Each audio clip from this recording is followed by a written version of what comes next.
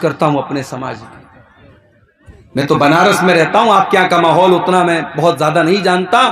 میں اپنے یہاں میں دیکھتا ہوں کہ لڑکیوں کی شادی جو ہوتی ہے 18 سال میں، 19 سال میں، 20 سال میں عام طور سے ہو جاتی ہے لڑکیوں کی شادی.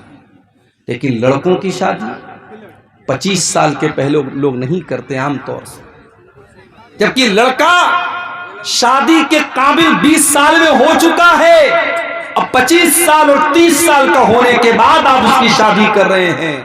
میرے پیارے ساتھیوں، انسان کو بھوک آج لگی ہو اور کھانا آپ اس کو 10 دن کے بعد کھلائیں گے تو بیچارہ بھوکا مر جائے گا. ہم لوگ آ رہے تھے، ہمارے ڈرائیور صاحب بھی ساتھ میں آ رہے تھے.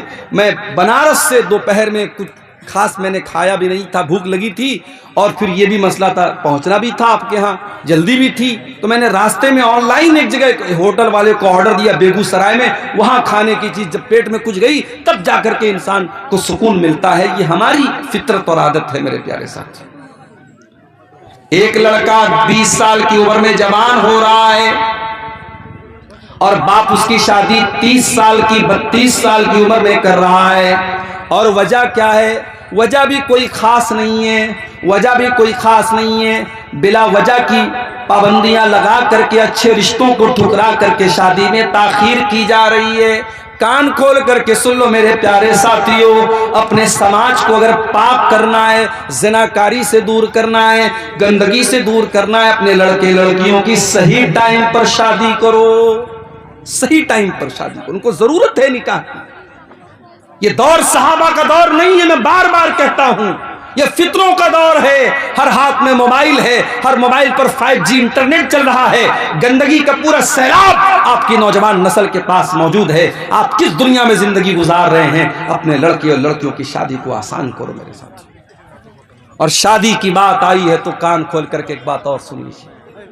آپ کے اسی علاقے کو کچھ لوگوں نے مجھے بتایا، مولانا ذرا اس پر بھی آپ بولیے گا. ہمارے یہاں شادیوں میں ڈی جے بجتا ہے، مسلمان کی شادی میں ڈی جے بج رہا ہے، ناچ گانا ہو رہا ہے. یہ شرم کی بات ہے میرے پیارے ساتھی، اور یہ اس پبلک اور اس عوام کے لیے بھی شرم کی بات ہے. اور جس نکاح میں ڈی جے بج رہا ہے اس نکاح میں نکاح پڑھانے والے مولوی کے لیے بھی شرم کی بات ہے. ہمارے بنارس میں بھی ایک دور تھا جب شادیوں میں بینڈ باجا بجتا تھا، لیکن علماء نے مل کر کے آپس میں طے کیا کہ جہاں شادی میں بینڈ باجا بجے گا ہم نکاح نہیں پڑھائیں گے، ہم شامل نہیں ہوں گے. سارے علماء جب متحد ہو گئے، قوم کی اتنی ہمت نہیں تھی سارے علماء سے پنگا لے سکے. آخر حالات بدلے اور آج بنارس میں آپ چلے جائیے، ٹھیک ہے اور برائیاں آپ کو ملیں گی، مگر شادی کے پر کہیں بھی آپ کو مسلمان کی شادی میں کہیں بینڈ باجا اور ڈی جے وغیرہ نہیں ملے گا. عجیب و غریب بات ہے میرے بھائی. مسلمان کی شادی میں بینڈ باجا بج رہا ہے، ڈی جے بج رہا ہے. مسلمان کی شادی میں ہلدی کی رسم ہو رہی ہے، مسلمان کی شادی میں تلک کی رسم ہو رہی ہے، مسلمان کی شادی میں منگنی کی رسم پہ دعوتیں ہو رہی ہیں. اللہ کے واسطے میرے پیارے ساتھیوں، امت بہت پریشان ہے، امت بہت پریشان ہے. امت کے کتنے بچے بھوک سے مر رہے ہیں، امت کی کتنی بیٹیاں غربت کی وجہ سے ان کی شادیاں نہیں ہو رہی ہیں، امت کے کتنے ٹیلنٹڈ بچے پیسہ نہ ہونے کی وجہ سے اپنی تعلیم چھوڑ رہے ہیں. اگر آپ کے پاس پیسہ بہت زیادہ ہے، پیسہ خرچ کرنے کے بہت راستے ہیں، نکاح کو آسان کرو میرے پیارے ساتھیوں. میں حیدرآباد بھی تقریر کرنے گیا تھا، وہاں پر بھی میں نے کہا حیدرآباد میں شادی ہوتی ہے، ایک ایک شادی میں 20 طریقے کا کھانا بنتا. میں نے وہاں پر بھی کہا ایک طریقے کا کھانا بناؤ میرے بھائی، 19 طرح کا 20 طریقے کا کھانا نہ بناؤ. ایک طریقے کا کھانا بناؤ، 100 لوگوں کو کھلا دو، ضروری نہیں 1000 لوگوں کو کھلایا جائے. شادی کو آسان کرو، سمپل کرو. اللہ کے پیارے نبی نے فرمایا ان اعظم النکاح برکتن ایسرہ مؤونتن، سب سے زیادہ برکت والا نکاح وہ ہے جس میں سب سے کم خرچ کیا جائے.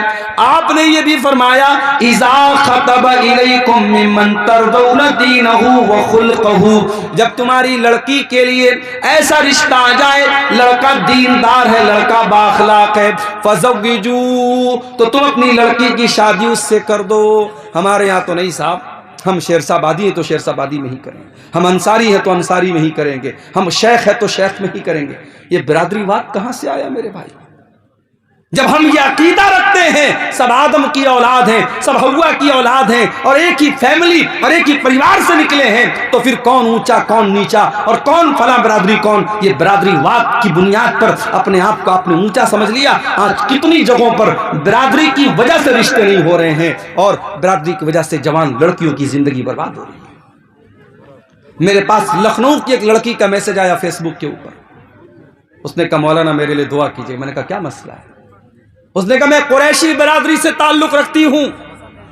قریشی برادری آپ جانتے ہوں گے، جو گوشت کا کام کرتے ہیں، جن کو ہمارے یہاں قصائی بولتے ہیں، وہ عام طور سے وہ اپنا سرنیم قریشی لکھتے ہیں، قریشی برادری کو۔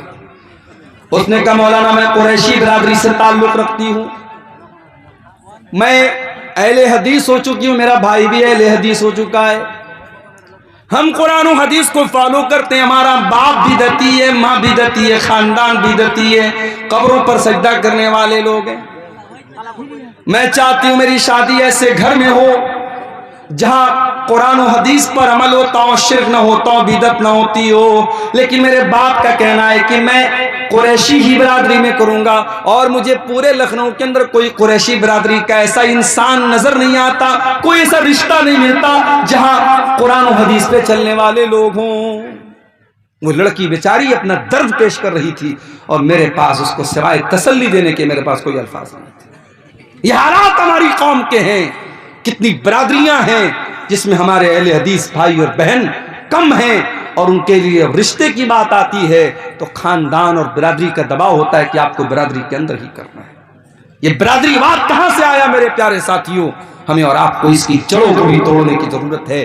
جب ہم یہ عقیدہ رکھتے ہیں یا ایھا الناس انا خلقناکم من ذکر و انثی وجعلناکم شعوبا وقبائل لتعارفوا، اے لوگو تم ایک ماتا پتا کی اولاد ہو، ایک ماں باپ کی اولاد ہو، آدم اور حوا کی اولاد ہو، وجعلناکم شعوبا وقبائل، تمہاری برادریاں الگ الگ ہیں، تمہارے قبیلے الگ الگ ہیں۔ یہ اس لیے نہیں ہے تاکہ تم ایک دوسرے کے اوپر فخر کرو، لتعارفوا، یہ تو جان پہچان کے لیے یہ سرنیم بنائے گئے، یہ برادریاں بنائی گئیں، یہ بس جان پہچان کے لیے بنائی گئی، ان کی بنیاد پر کوئی کسی کے اوپر فخر نہیں کر سکتا ہے۔ شادی بیاہ میں آج برادری واد نے بھی میرے پیارے ساتھیوں بہت نقصان کیا ہے اس امت کا۔ نکاح کو آسان کرو، اور اپنے نکاح سے یہ ڈی جے کی رسم کو نکال کے باہر پھینکو۔ اپنے گاؤں میں بیٹھ کے طے کر لو، جو گاؤں کے مکھیا ہیں، جو گاؤں کے سردار ہیں، جو گاؤں کے ذمہ دار لوگ آپس میں بیٹھ کے طے کر لیں جس کی شادی میں ڈی جے بجے گا ہم سب نہیں جائیں گے اس کی شادی میں۔ علماء طے کر لیں ہم نکاح پڑھانے نہیں جائیں گے، انشاءاللہ دیکھو ایک سال ایسا کر کے دیکھو، انشاءاللہ یہ برائی آپ کے علاقے سے ختم ہو جائے گی۔ اپنے بچوں کی صحیح ٹائم پہ شادی کرو میرے ساتھی۔ اللہ کے نبی نوجوانوں کو خطاب کر کے فرماتے ہیں یا معاشر الشباب من استطاع منکم الباۃ فلیتزوج، اے نوجوانوں جب تم شادی کے قابل ہو جاؤ تو تم نکاح کر لو، فإنہ اغض للبصر، نکاح کرنے سے تمہاری آنکھیں جھک جائیں گی، وأحسن للفرج، اور تمہاری شرمگاہ کی حفاظت ہو جائے گی۔ انسان اپنی آنکھوں کو اگر بچانا چاہتا ہے بد نظری سے، اور اپنی شرمگاہ کو بچانا چاہتا ہے زنا سے، اللہ کے نبی طریقہ کیا بتا رہے ہیں؟ روزہ رکھ کر کے زنا سے نہیں بچ جائے گا، نبی نے فرمایا تقریریں سن کر کے زنا سے نہیں بچ جائے گا، نبی نے کیا فرمایا؟ نکاح کر لو، اگر نکاح کی طاقت ہے نکاح کر لو، نکاح کرنے سے وہ انسان زناکاری سے بچ جائے گا میرے پیارے ساتھی۔ تو اسلام وہ دین ہے میرے پیارے ساتھی جو ہمیں نکاح کرنے پر ابھارتا ہے۔ کیوں؟ کیونکہ عورت کی ہمیں ضرورت ہے، عورت کی محبت اللہ تعالیٰ نے نیچرل ہمارے دل میں ڈالی ہے۔ والبنین، اولاد کی محبت، بیٹے کی محبت بھی تمہارے دلوں میں ڈالی گئی ہے۔ جس کے گھر میں اولاد نہیں ہے اس سے جا کر کے پوچھو، وہ لاکھ اوپر سے کہہ دے کہ مجھے کوئی کمی نہیں ہے، مگر دوسرے کے گھر میں وہ بچوں کو کھیلتا ہوا دیکھتا ہے، اس کا بھی دل میں چلتا ہے کہ میرے گھر میں بھی اولاد ہوتی۔ اولاد کی محبت اور اولاد میں بیٹے کی محبت اللہ تعالیٰ نے دل میں ڈالی ہے۔ کسی کو صرف بیٹیاں ہی بیٹیاں ہیں، اس سے پوچھو بھائی تم کو بیٹا چاہیے کہ نہیں چاہیے؟ اگر بھئی آج کا زمانہ تو ایسا ہے کہ آپریشن ہو جاتا ہے، एक ऑपरेशन हुआ, 2 ऑपरेशन हुआ, उसके बाद तो डॉक्टर लोग बोलते भाई अब तो ऑपरेशन नहीं हो सकता, 2-3 ऑपरेशन के बाद तो मामला खत्म हो जाता है। अब जिसको सिर्फ बेटियां हैं उससे पूछो भाई तुम्हें बेटा चाहिए, तो वो ऊपर से तो कहेगा नहीं यार लड़कियां आज के दौर में काफी हैं, ये है वो है, मगर दिल में कहीं ना कहीं बेटे की कमी का एहसास होता है। मैं ये नहीं कह रहा हूं कि बेटियां नऊजुबिल्लाह बेटियों का दर्जा बेटों से कम है, मैं एक नेचुरल बात बता रहा हूं कि बेटे की मोहब्बत, अल्लाह कुरान में कह रहा है कि बेटे की मोहब्बत तुम्हारे दिल में डालेगी। बेटे की जरूरत पड़ती है इंसान की। वल्कनातीरिल मुकंतरति मिनज़्ज़हाबी वल्फिद्दती, और सोने चांदी के खजानों की मोहब्बत, मालो दौलत की मोहब्बत भी तुम्हारे दिल में डाली गई है। जितनी भी दौलत तुमको मिल जाए लेकिन तुम्हारा पेट भरने वाला नहीं है। कल तक जो 10,000 रुपया महीना कमा रहा था, बड़ी मुश्किल से घर चला रहा था, दुआ कर रहा था अल्लाह मेरी आमदनी बढ़ा दे, अल्लाह ने 10,000 से 50,000 कर दिया। अब 50,000 पे तो उसका पेट भर जाना चाहिए, मगर 50,000 पर भी पेट नहीं भरेगा। 1,00,000 हो गई, अब तो पेट भर जाना चाहिए, 1,00,000 से भी पेट न भरा। अल्लाह के नबी फरमाते हैं लौ कान लिब्ने आदम वादियान मिन ज़हब, अगर आदम के बेटे के पास सोने की 2 वादियां आ जाए, लबतगा सालिसन, तो वो तीसरे की तमन्ना करेगा, उसे तीसरी भी चाहिए। 2 वादी मिल गई, सोने के 2 पहाड़ मिल गए, उससे पेट नहीं भरेगा, उसे तीसरी भी वादी चाहिए, तीसरा भी पहाड़ चाहिए। और आगे अल्लाह के नबी फरमाते हैं वला यमलउ जौफ इब्न आदम इल्ला तुराब, इंसान के पेट को अगर कोई चीज भर सकती है तो कब्र की मिट्टी भर सकती है। जब कब्र में जाएगा वहीं जाकर के पेट भरेगा, दुनिया में कभी पेट नहीं भर सकता। अल्लाह कह रहा है कि ऐ इंसान, तेरे दिल में माल की मोहब्बत, सोने की मोहब्बत, चांदी की मोहब्बत तेरे दिल में डाल दी गई। वल खैलिल मुसव्वमती, और इंसान के दिल में घोड़ों की मोहब्बत डाल दी गई है। घोड़े की मोहब्बत उसके दिल में डाल दी गई है। कैसे घोड़े? जो निशान लगे हुए घोड़े। अरब में एक घोड़ा होता था जिस पर निशान लगा होता था, वो बड़ा बेहतरीन घोड़ा होता था। उस जमाने की सवारी घोड़ा थी, आज के जमाने की सवारी कार है। अभी हैदराबाद में मेरा एक सफर था, एक मस्जिद में मेरा प्रोग्राम था। अब एक नौजवान का फोन आया, मौलाना मैंने नई गाड़ी खरीदी है, मैं आपको अपनी गाड़ी से मस्जिद तक लेके आना चाहता। अब मेरे जो मेजबान थे जो मुझे लेके गए थे, उन्होंने कहा मौलाना आपको मेरी गाड़ी से चलना पड़ा। मैंने कहा भैया किसी की भी गाड़ी से जाना तो है, चलो वो नौजवान बेचारा, नौजवान लड़का, उसने नई गाड़ी ली, चलो उसका दिल रख लेते हैं, उसका हौसला न टूटे। अब वो जो है साहब मर्सिडीज गाड़ी उसने ली थी।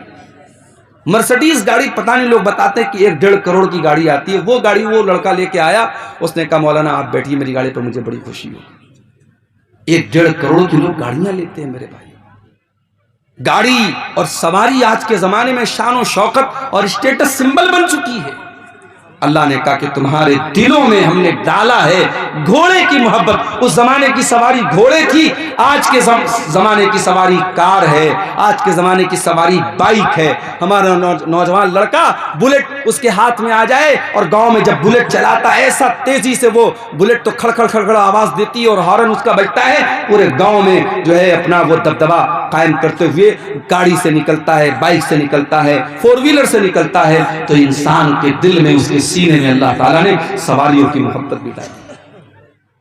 वला नाम, और अल्लाह ताला ने इंसानों के दिलों में चौपाइयों की मोहब्बत भी डाली है। आप लोग गांव देहात के, आप ज्यादा अच्छी तरीके से समझते होंगे। गाय, बैल, बकरी, ये जो चौपाए होते हैं, जो लोग इसको पालते हैं, बड़ी मोहब्बत होती है अपने चौपाए से। वल हर्सी, और इंसान को अपनी खेती बाड़ी से बड़ी मोहब्बत होती है। 6 चीजों का नाम अल्लाह ने लिया। औरत की मोहब्बत तुम्हारे दिल में है, औलाद की मोहब्बत, बेटे की मोहब्बत तुम्हारे दिल में है, सोने चांदी की मोहब्बत तुम्हारे दिल में है, और घोड़े की मोहब्बत तुम्हारे दिल में है, चौपाए की मोहब्बत तुम्हारे दिल में, और खेती बाड़ी की मोहब्बत तुम्हारे दिल में डाली गई है। 6 चीजों का नाम लेने के बाद अल्लाह ने क्या फरमाया? ज़ालिका मताउल हयातिद दुनिया वल्लाहु इंदहु हुस्नुल माआब। اے میرے بندو، یہ زمین، یہ جائیداد، یہ عورت، یہ دولت، یہ سب یہیں رہ جائیں گے۔ اللہ کے یہاں بہترین ٹھکانہ تم کو تبھی ملے گا جب تم اللہ کو خوش کرو گے۔ یہ سب تو دنیا کا سامان ہے، سب ٹھاٹ پڑا رہ جائے گا جب لاد چلے گا بن جائے گا۔ کبھی قبر میں آپ کا بیٹا آپ کے ساتھ جائے گا کیا؟ نہیں جائے گا۔ آپ کا بیٹا آپ سے بہت محبت کرتا ہے، آپ مر جائیں گے، آپ کا بیٹا آنسو بہائے گا، روئے گا، آپ کی تعریف کرے گا، مگر آپ کا وہ بیٹا جو آپ سے اتنی محبت کرتا ہے، وہ بیٹا بھی آپ کی لاش کو 24 گھنٹے سے زیادہ اپنے گھر میں نہیں رکھے گا۔ 24 گھنٹے کے اندر کفنائے گا، مولوی صاحب کو بلائے گا، جنازے کی نماز پڑھوائے گا، آپ کو کفن کی 3 چادروں میں لپیٹ دے گا اور آپ کو قبرستان لے جا کر کے قبر کے حوالے کر دے گا۔ آپ کی اولاد، آپ کے رشتہ دار سب آئیں گے اور آپ کو مٹی دے کر کے چلے جائیں گے، ہاتھ جھاڑ کے چلے جائیں گے، کوئی قبر میں آپ کا ساتھ دینے نہیں آئے گا۔ میرے ساتھیوں، وہ مال جس مال کے چکر میں آپ نے حلال و حرام کو بھلا دیا، سود کا پیسہ آپ کے گھر میں آیا، جوا کا پیسہ آپ کے گھر میں آیا، حرام کا پیسہ آپ کے گھر میں آیا، آپ کی جیسے ہی سانس کی ڈور تھم گئی، آپ کے دل کی دھڑکن بند ہو گئی، وہ سارا پیسہ دوسروں کا ہو گیا۔ بھئی انسان مرا، پیسہ کس کا ہو گیا؟ وارث کا ہو گیا، بیٹے کا ہو گیا، بیوی کا ہو گیا، ماں کا ہو گیا، باپ کا ہو گیا۔ انسان کچھ لے کے نہیں جا رہا ہے، قبر میں اکیلا جا رہا ہے۔ قبر میں نہ مال آپ کے کام آیا، نہ بچے آپ کے کام آئے، نہ بیوی آپ کے کام آئی، کوئی کام نہ آیا۔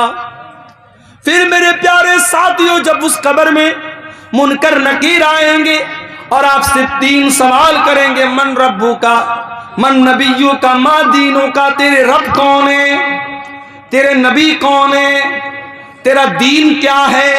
ان 3 سوالوں کا جواب، آپ کا ایمان اگر صحیح ہوگا، آپ کا عمل صحیح ہوگا، تبھی ان 3 سوالوں کا جواب آپ کی زبان سے نکلے گا، ورنہ جواب بھی نہیں نکلے گا۔ ان 3 سوالوں کا جواب نہیں نکل پائے گا انسان کے زبان سے اگر اس کا عقیدہ صحیح نہیں ہے، اس کا ایمان صحیح نہیں ہے، ان 3 سوالوں کا جواب وہ نہیں دے پائے گا۔ اس کے بعد اللہ کے نبی فرماتے، قبر دبوچے گی، قبر تنگ ہو جائے گی۔ ہائے ہائے، عبد الغفار صاحب آپ بہت تقریریں کیا کرتے تھے، بہت آپ نے قرآن کی آیتیں پڑھ پڑھ کے سنائی ہیں، آپ کی قبر میں آپ کا کیا انجام ہوگا؟ ارے میری کیا حیثیت ہے؟ یہاں نبی کے صحابی کا میں آپ کو واقعہ سنا رہا ہوں، نام نوٹ کر لو۔ میرے نوجوانوں، اگر فیس بک پر کبھی فالتو چیزیں دیکھنے سے ٹائم مل جائے تو کبھی یوٹیوب پر جا کر کے اس صحابی کے بارے میں بھی سرچ کر لینا، یہ صحابی کون تھے؟ سعد بن معاذ رضی اللہ تعالیٰ۔ اتنے بڑے صحابی تھے، اتنے عظیم صحابی تھے، جب ان کا انتقال ہوا، ان کے جنازے کو جب اٹھایا جانے لگا، ان کا بدن بہت ہیوی تھا، ان کی باڈی بہت ہیوی تھی۔ جب جنازے کو اٹھایا جانے لگا، جنازہ بڑا ہلکا تھا، صحابہ نے کہا، اللہ کے نبی، ان کا جنازہ تو بھاری ہونا چاہیے، ان کا جنازہ اتنا ہلکا کیوں ہے؟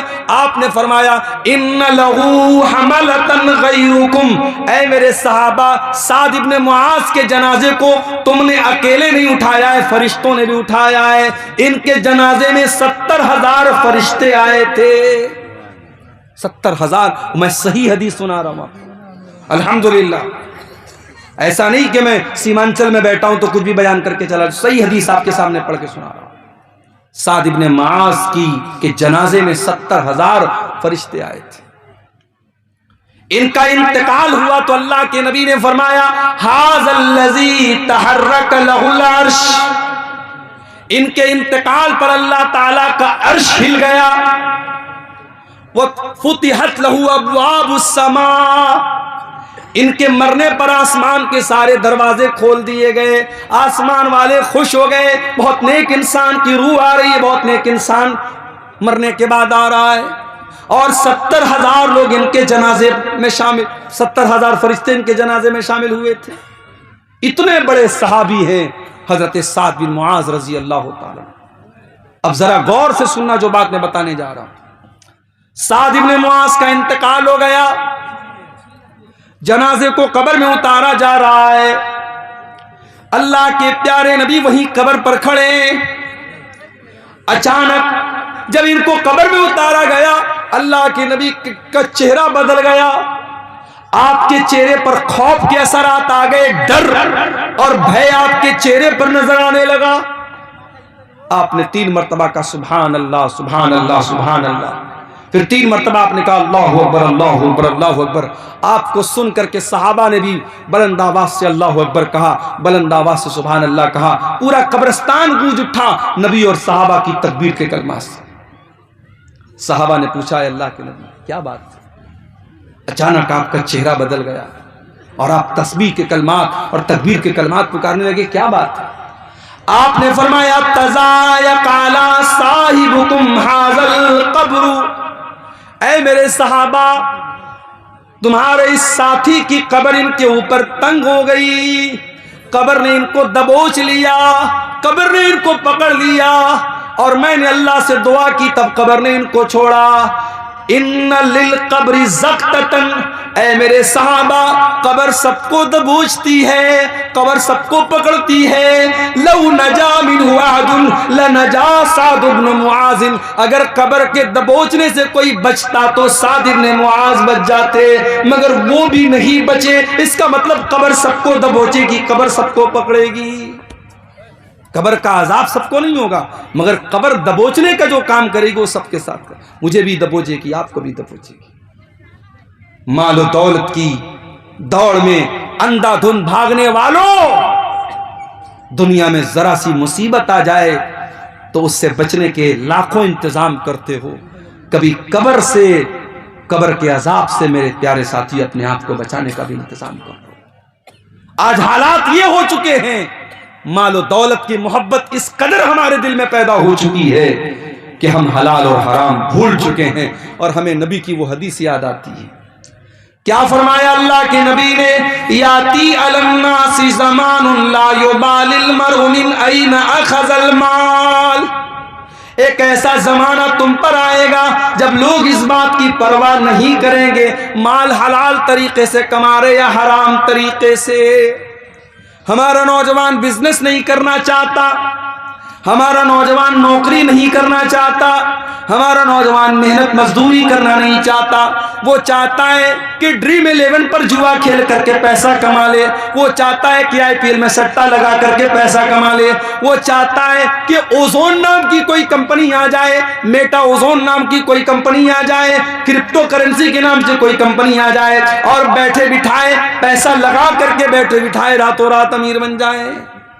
میرے نوجوانوں، اپنے آپ کو کاہل مت بناؤ، اپنے دماغ کو اور اپنے جسم کو محنت پر لگاؤ۔ اسی ملک میں